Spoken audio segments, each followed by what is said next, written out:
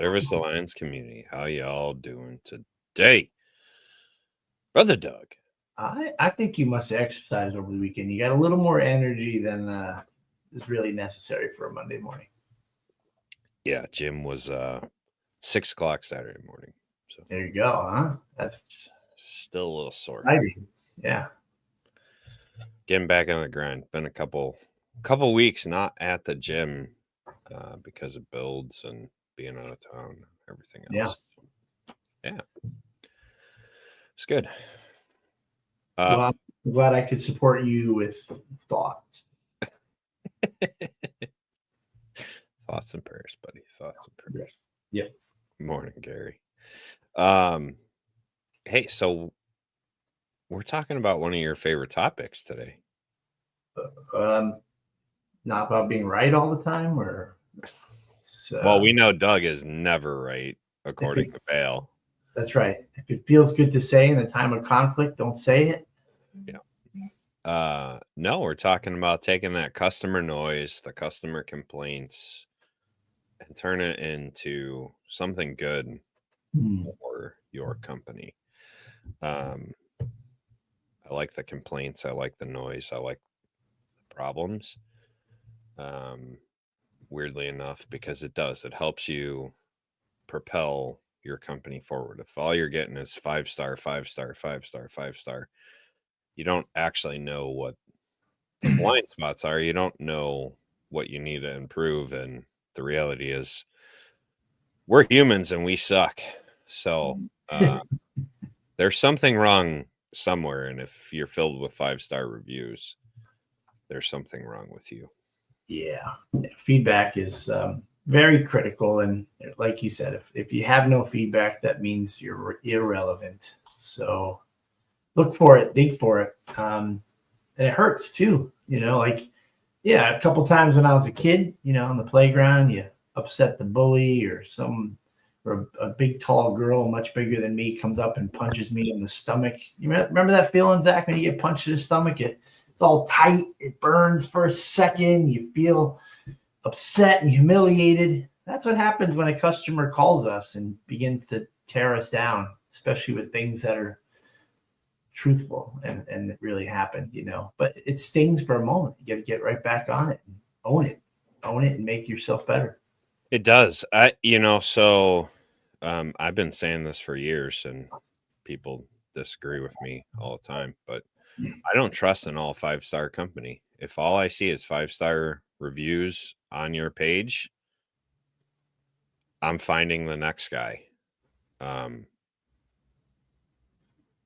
Because there's no growth. If all it is 5-star, either they're paid for or you only ask for the 5-star reviews and somehow, you've filtered out all the other noise, right? I struggle with only 5-star reviews on a company. I think they do happen from time to time, Zach, but it's like immense follow-up. Like if you were an exotic car company dealership, you're going to follow up 5 times over the next 6 months to a year to make sure that they're happy. You're going to make it really hard for them to complain. But who has that system in place? Not many of us. So you're right. A reality there should be some that filter through for sure. But yes, sir. I hear you, man. I hear you.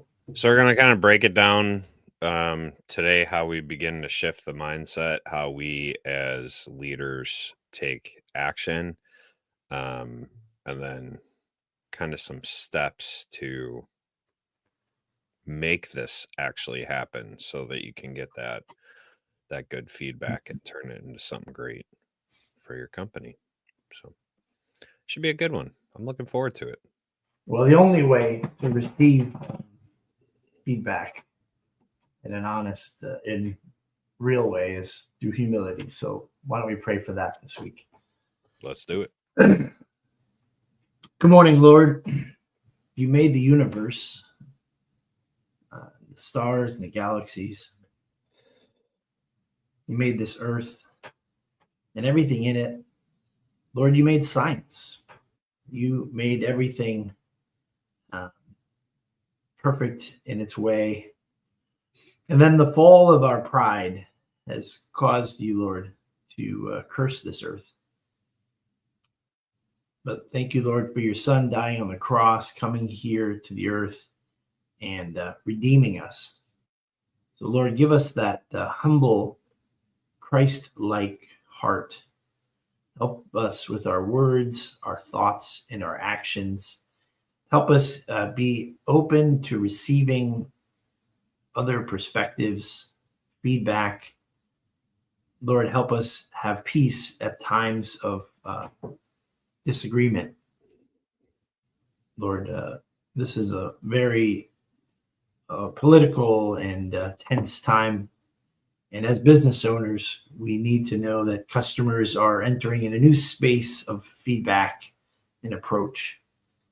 And if we focus on the fact that they're coming off entitled or aggressive, it may cause us to put the walls up. So help us receive this news and this feedback and help us use it to make our companies better. In Jesus' name, amen.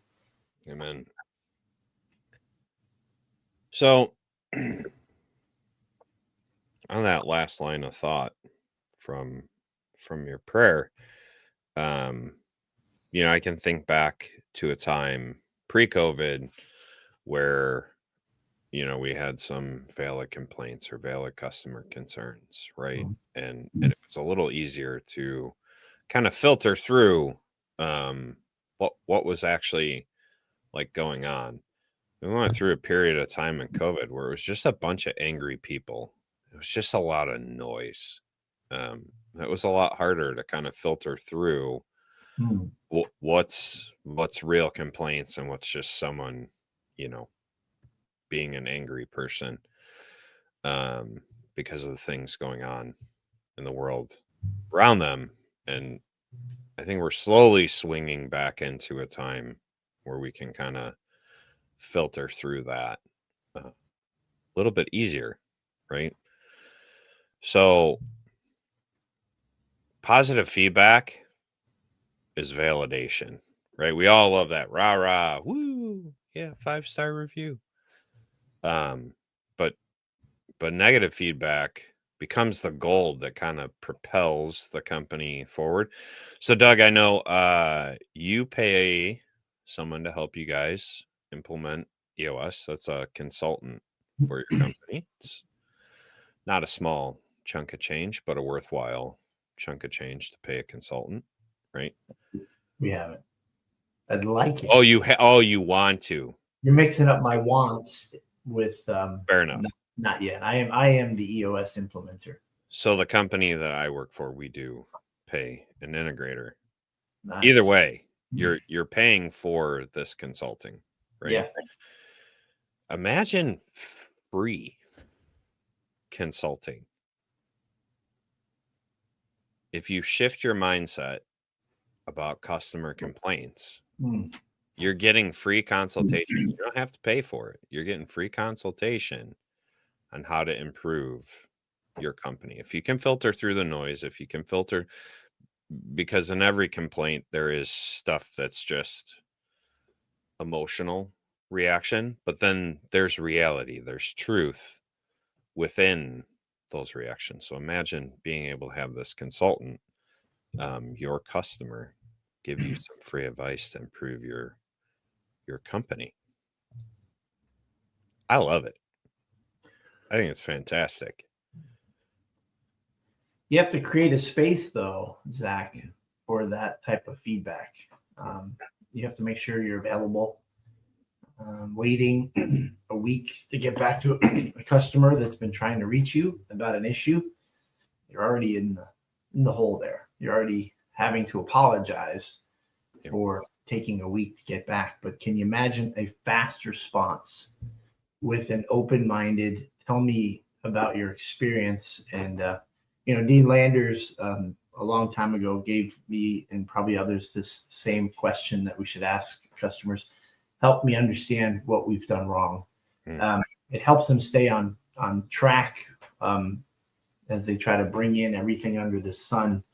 And I just, back then, in whatever that was, 2016 or 15, I just started to have a notebook out when the customer's on the phone and not try to react, respond, and I just write everything down.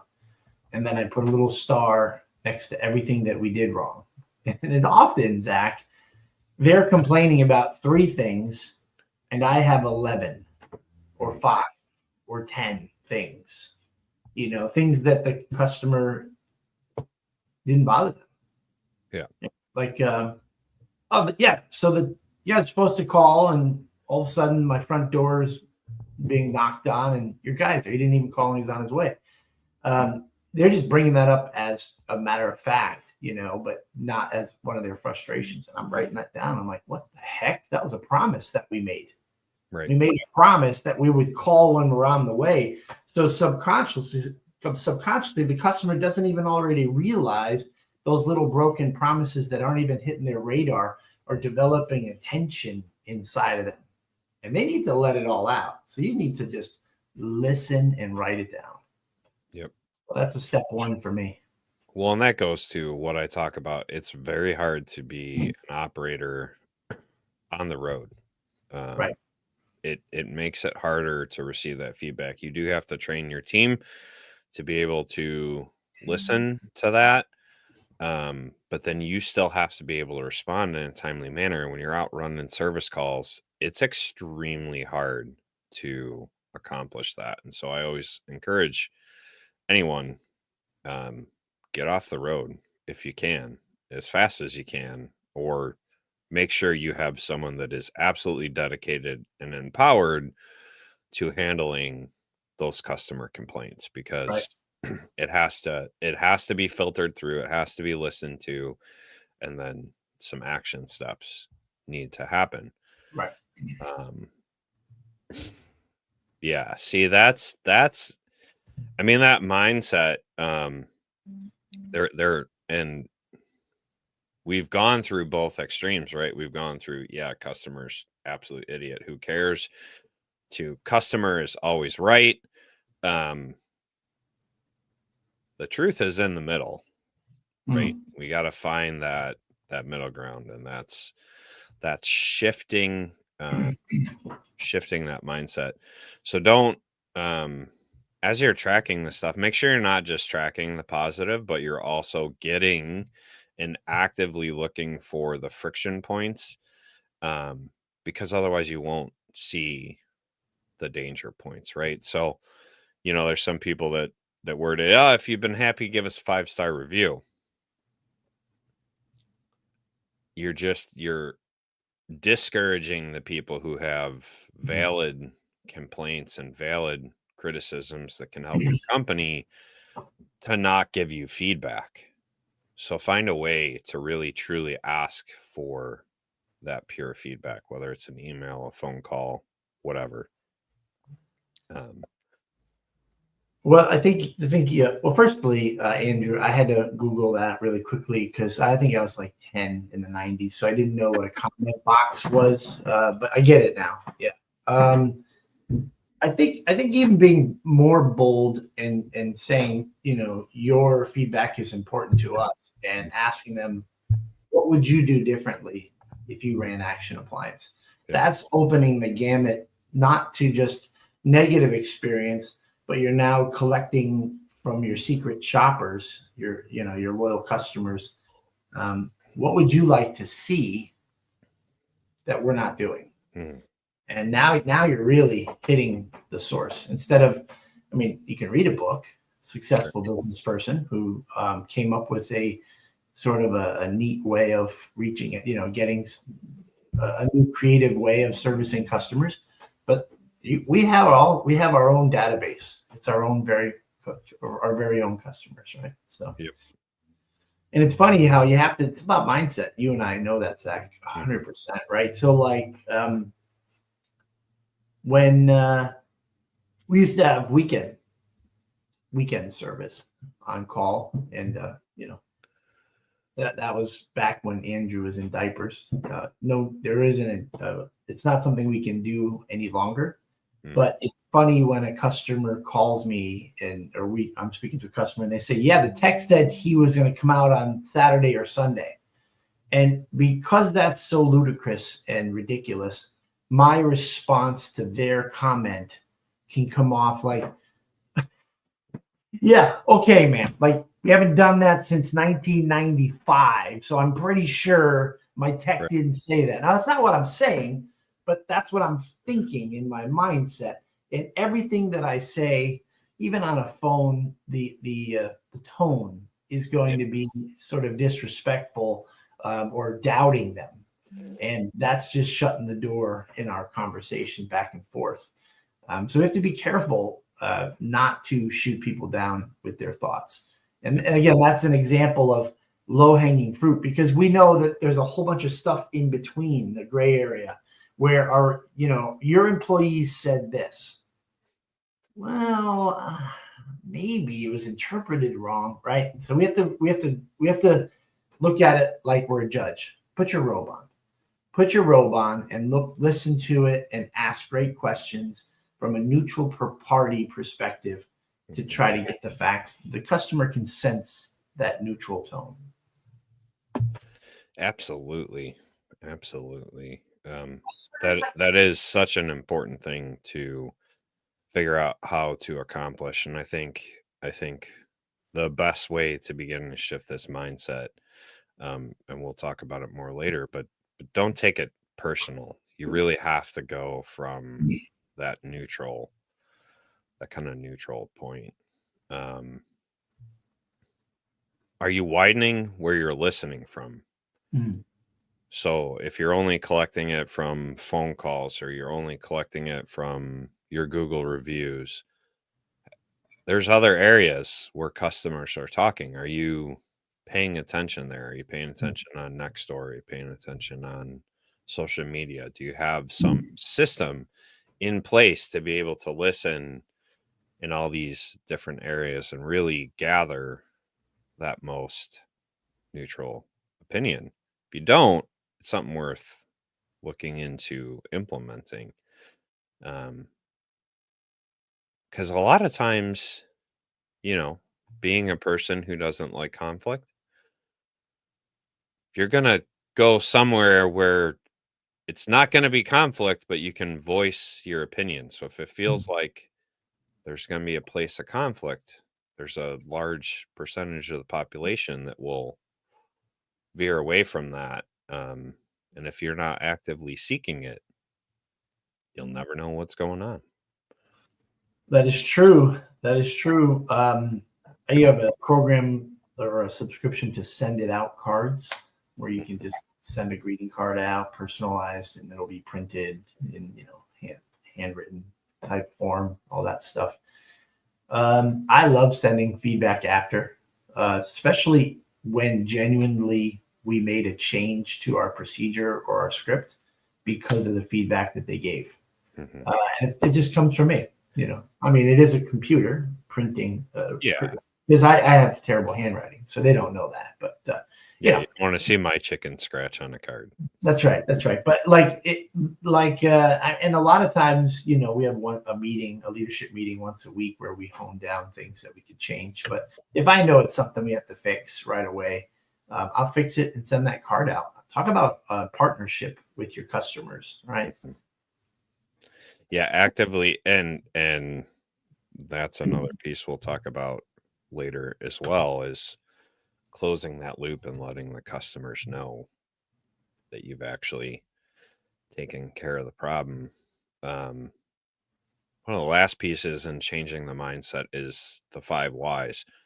Ask your team multiple times after you've identified a customer problem, why? Get past the symptom and get to the root cause of what's going on, right? Why didn't we call the customer before we showed up on the doorstep, right? And you got to ask that multiple times. Maybe it was a software thing. Maybe the notification did go, but the service was bad. And so it arrived to the customer 8 hours after the technician was there. You really got to keep asking why until you can get to what is truly causing the issue, instead of just that top level symptom, the thing that's showing on the surface. Right. So it's important. Let's think about this too, by the way. It's more mindset stuff. If you're a customer and you've had a home service company come to your house, doesn't matter what it is, are you really going to give real feedback? Because they know where you live. Yep. Right. So I do find a lot of hesitation with customers in sharing what they're really feeling. Sometimes they're looking for something and they're trying to not get the real truth out there. So sometimes the customer is bold enough to just say, hey, listen, the guy's 6'1". He knows where I live. He was completely wrong, but I don't want him to know how that it was me that did this. So I've begun to just adapt a process of feedback is delayed to my technicians. Mm-hmm. Early on, I would even send the recording of my response or my conversation with the customer to the technician so that they could hear how an innocent misunderstanding or a sloppy little detail that they didn't do caused this overblown, exaggerated problem. But I didn't do that for long, but I did stop for a while, Zach. And it was a transition. It was a transition of I'll be honest, not being honest, telling the customer that this is how I do it in order to protect, themselves from any fear or concern. And that usually let their guard down, but yet I would still at times bring it up, but I don't now. Yeah. I put it aside for a couple weeks and then I bring it up in general terms. And the techs sometimes want to know, and I'll thank them for their passion. They want to know, like, who was it? Because there's no way that, and I'm like, listen, they are right from their own perspective. Everyone is right from their own perspective. The question is what are you going? It doesn't matter who it was. Right. I wouldn't do this to you unless it was feedback that should be processed. So here's the deal. Let's talk about it. And it takes them a little while to get off of who and get into the what and the why. And then when we do at the end, if my techs or my employees are just dead set against it and think that it won't happen again, there's a common line that I say in our company that everybody knows: flush it. I know, flush it, Doug. And I go, yeah, flush it. Hey, we're brainstorming here. If you feel like you've done and said this 1,000 times before and had no problems, I'm bringing it to you because I think it's something that I would change. But if you want to keep it as it is, listen, you flush it so the rest of your day isn't terrible. Yeah. Don't let this eat you up, but I will remember. And if it happens again, then I need you to commit a little more than where you're currently at, saying this is a one and done type thing. Yep. Because I want them to trust my instincts, my intuition, but sometimes I'm willing to go for a ride with the technician for a little while, or the employee. Well, and that's a great transition into what is our role as leaders in all of this, right? And the first thing, and probably the hardest thing to do for most owners, most operators, separating yourself from the feedback. You can't take it personal. You absolutely cannot take the feedback personal. It is against your company, yes. However, it is not a personal attack on you. It's not a personal attack on the technician or the CSR or whoever. It's the customer creating feedback for you from their experience, and you might have just a little tweak in your process that has to change to improve things. Or not, Zach. That's your job as a leader to say, okay, so we do that thing 700 times a week, and this is happening every 3 months. Do I make a tweak to retrain, to redirect for something like that? Probably not. But you kind of have to weigh out the measurements there on that. So. Yep.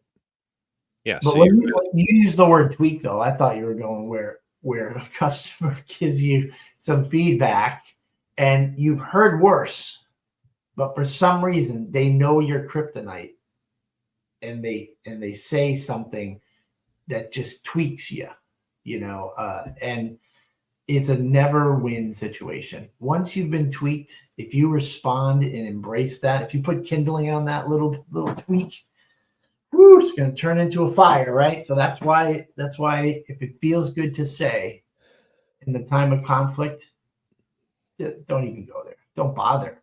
Because our goal here is to have a win-win situation and you're on opposing sides. So win-win here is a compromise. It's acknowledging their right from their own perspective. If you get something out of it that can make your processes or your business better, you better thank them for it. Even though they trashed your logo and said that the wrench looks like a male genital, whatever.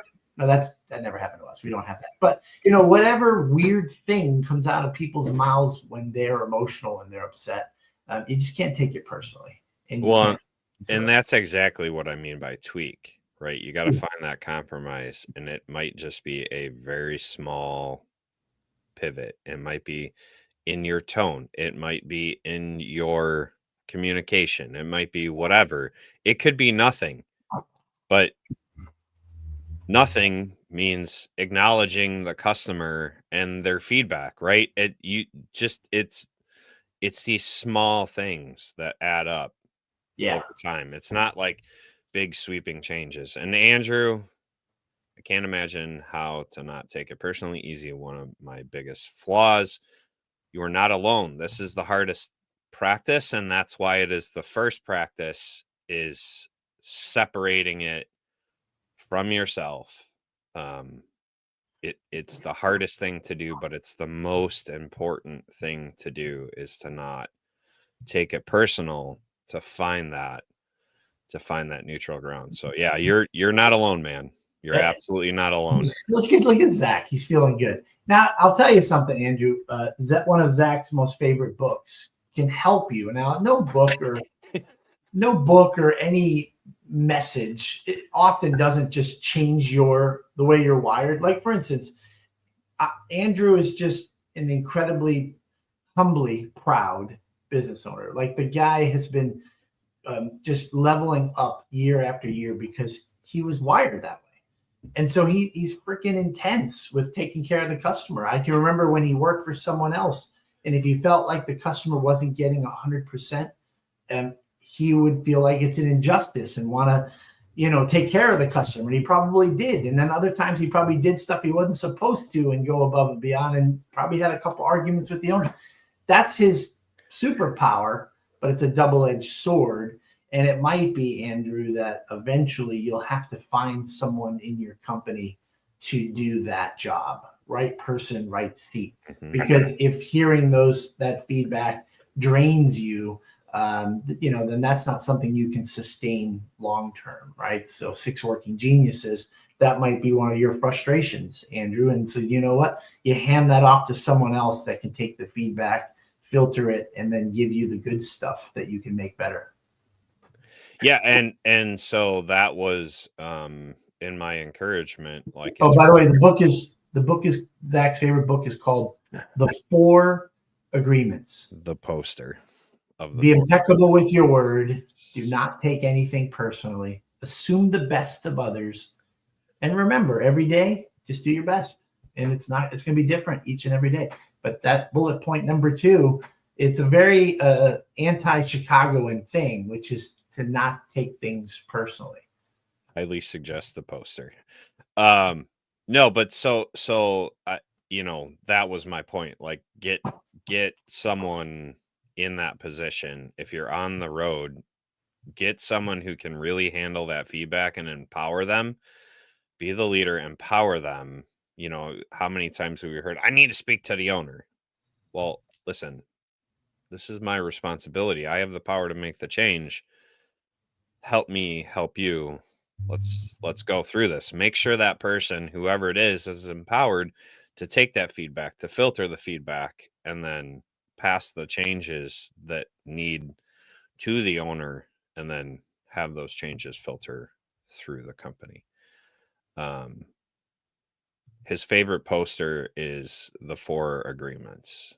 That's all you need is the poster, the 4 agreements. The right answer, Saul, is the Holy Bible, God's word, living and breathing, speaking to us each and every day. I know you know that, Saul. That was a trick question from Saul.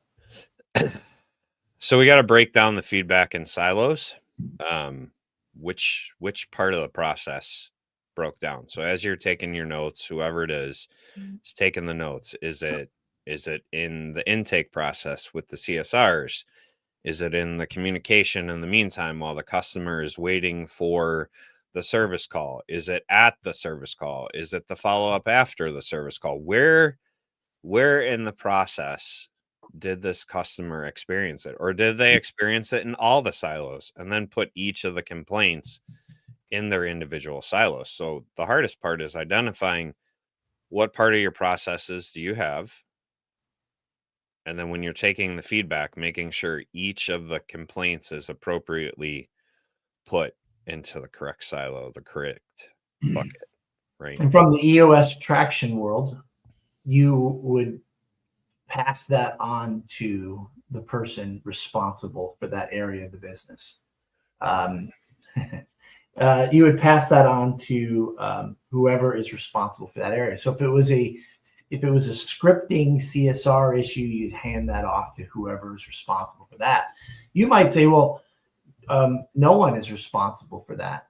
Well, if you have an office staff person and right now you find yourself wearing all the hats and you don't want to, this is a great way to begin to give ownership of making changes to your business. Mm-hmm.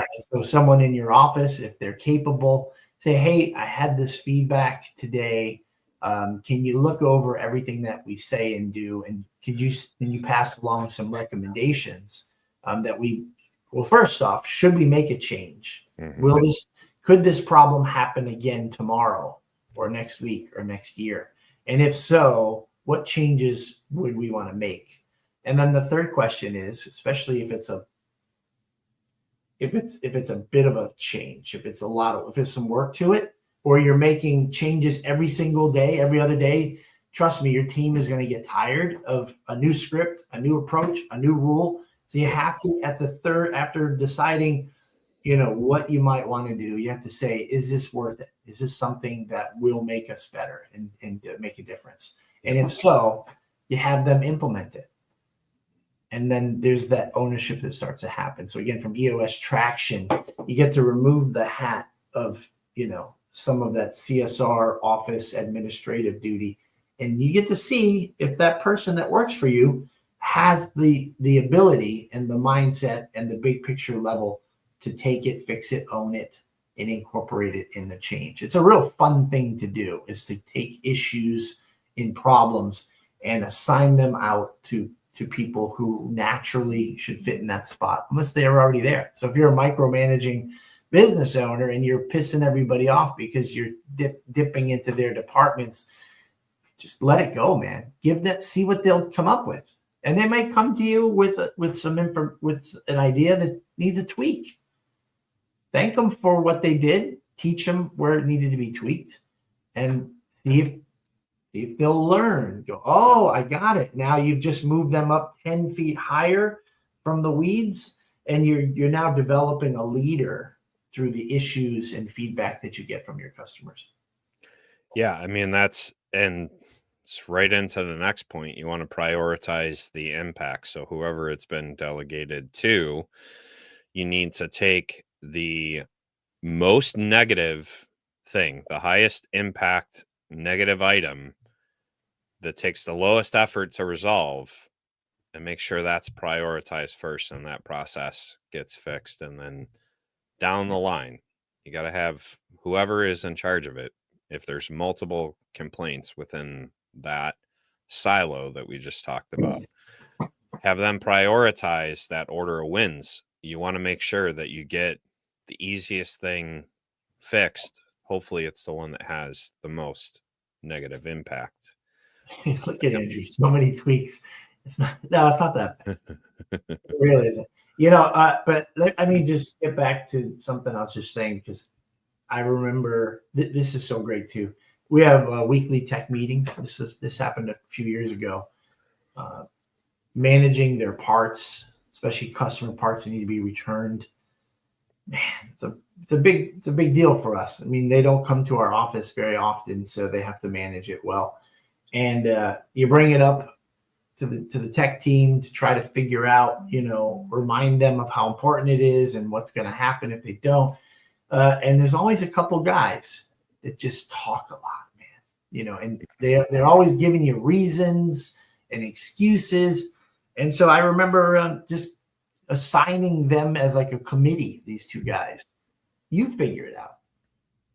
And I'm not going to figure it out for you, but I'm going to tell you have a budget.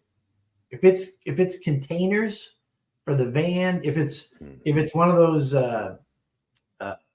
patio cushion lock boxes for each of your houses, you come up with a great idea, and then I will give you credit, and I will bonus you, and I will purchase reasonably what you submit. Those guys just never came back to me. Another guy's complaining about uniforms. He wants more quality material and this and that. I said, the design. I'm like, go ahead. Repeatedly, just bringing it up. Hand it off to people. Feedback. Give it. What would you do differently? And now you get to see. Now, if you see employees going, okay, give me a couple of weeks and I'll do it, and they do it, you're seeing future leaders that come from it. Well, and that heads into the next point. You want to replicate the successes, right? So if they actually do come back to you with the feedback, then you need to honor that feedback and implement that system and reward that system and make sure that those changes and that creativity continues to come in the company. If they come back to you with something and a way to fix a problem, issue in your company, fix it, implement it. Don't just, well, that's not how we do it, and we're just not going to do it that way.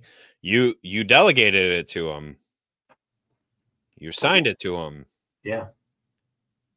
Implement it. Honor what they said. It's awesome. And make it happen. I might be a little salty on that one. I'm going through that right now. But you have to. Salty? No. I'm an honorary salty Canadian. Bestowed upon me by the saltiest of Canadians.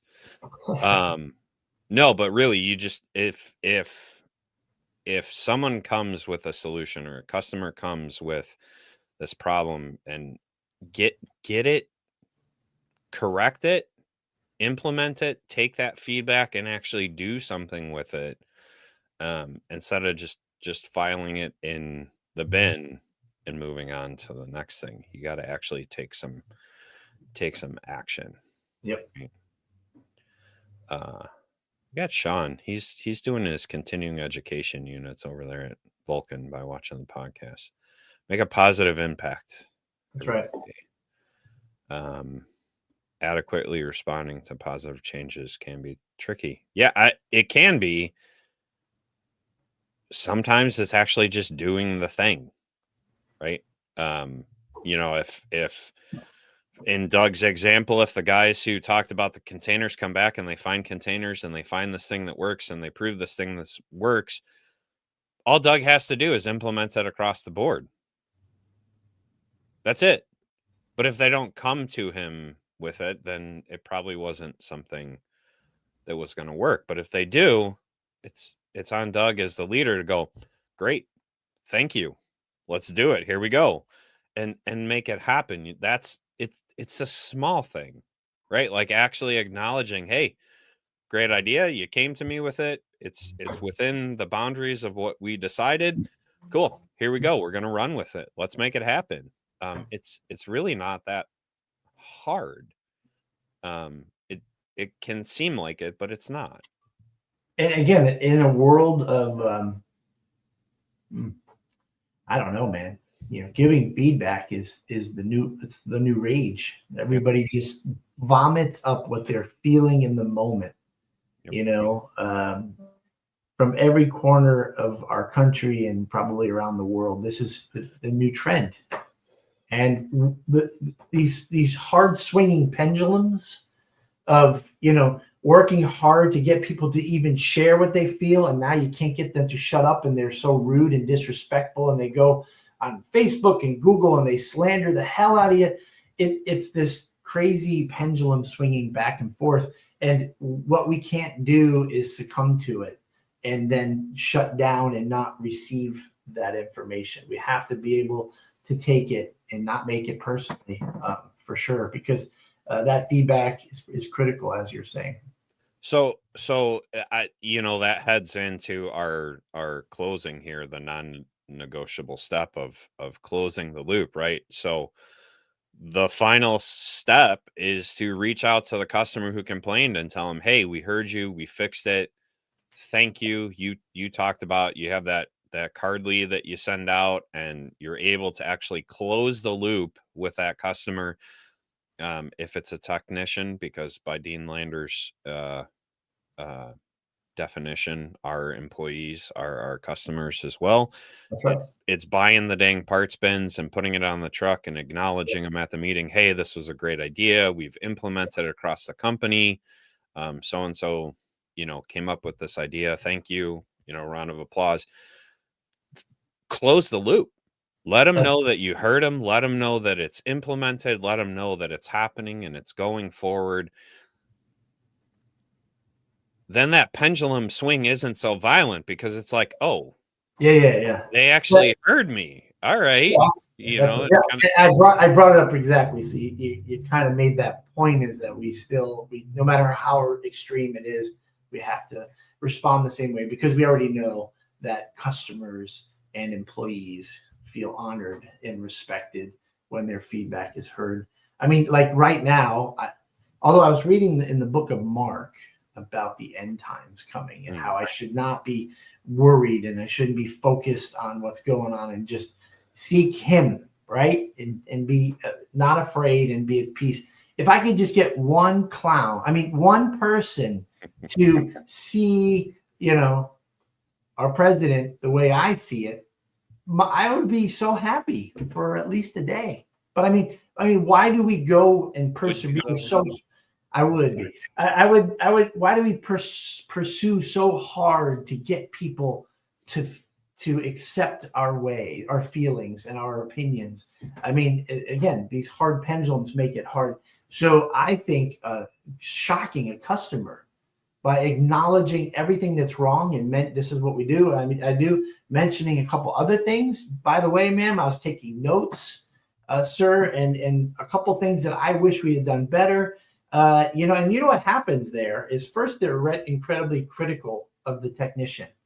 And then I'm like just adding a couple more things, just showing them that the bar is set high here. And they're like, well, hold on. He's a good guy. He's a good guy. It's not his fault. And I'm like, sir, it's not about fault here. It's about hearing where we can be different and better, because you would agree your experience wasn't as good as you'd like. That's right. So we're all students here.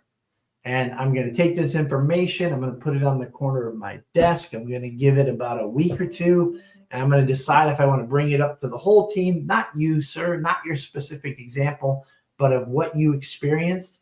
And if we can move the needle and make our team better, I am grateful to you for being, bold and polite and professional about sharing that feedback. And now I get a couple Christmas cards from those customers, so I think they feel like they have stock in the business at this point, because they helped us overcome problems that we already figured out, but it's just employees not doing their damn job. So I have killed those 2 employees. But anyway.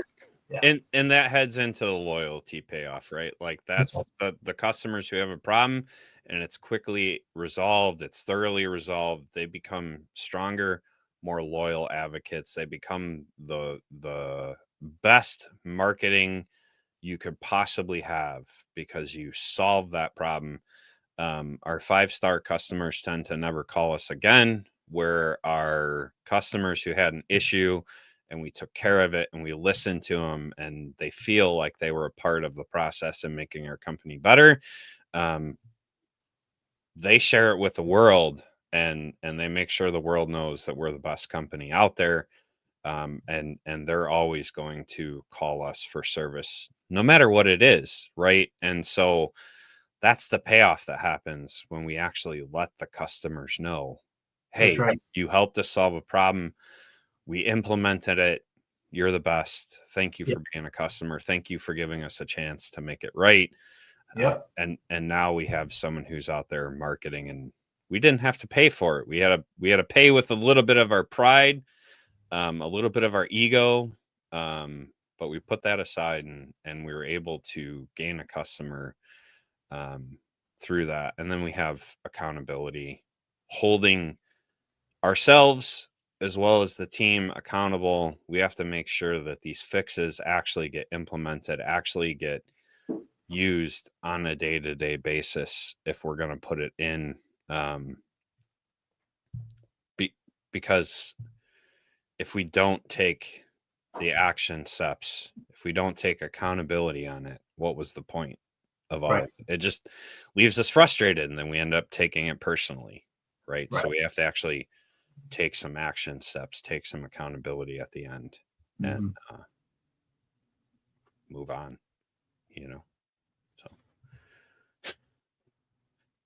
Saul, if you listen close enough, Doug rants probably as much as I do, if not more. Why do you sound like my wife right now?